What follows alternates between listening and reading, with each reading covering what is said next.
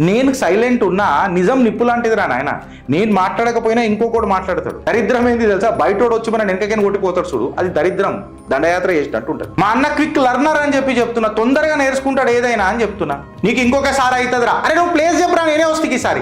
ఇలా తెలంగాణను బీహార్ చేస్తుంది ఎవర్రా? ఇలా తెలంగాణను బెంగాల్ చేస్తుంది ఎవర్రా? ఇదే మనిషి జూబ్లీ హిల్స్ లో కూడా ఎలక్షన్ గెలిస్తే తల్లి దేవాలయం కడతానన్నాడు. అంటే ఇప్పుడు కట్టవా? ఇదేనా హిందుత్వం అంటే? హిందుత్వం లేకపోతే మీ ఊపిరి ఆగిపోతుంది కదా. మళ్ళీ ఇప్పుడు మీ ఊపిరి ఆగిపోయిందా? కులే ఆమ్ నువ్వు లంచం ఇస్తున్నావు అన్నా అని చెప్పి రాస్తున్నాడు ఆ మనిషి. గోర్లు తీయనీకే గొడ్డలు పడతారా నాయన? అది కరెక్ట్ కాదురా నాయన. అంత హైప్ కరెక్ట్ కాదురా నాయన. ఆయన మంచిగుంటే మనం కూడా మంచిగానే ఉంటామని అనుకుంటున్నాం కదా. ఆయన తప్పు చేస్తున్నప్పుడు చెప్పాలి కూడా కదరా. అది కదరా బంధుత్వం అంటే. నేను ఆపినా ఇలా కాంగ్రెస్ వాడు పెట్టింది కదా మళ్ళీ కంప్లైంట్. మళ్ళీ దాని మీద ఏమంటారు? కాంగ్రెస్ వాళ్ళని కూడా గుడ్డలో నుంచి కొడతారా పోయి ఇంటికాడికి? నా ఇల్లు అది. వాడు అయ్యా జాగిరి కాదు అది.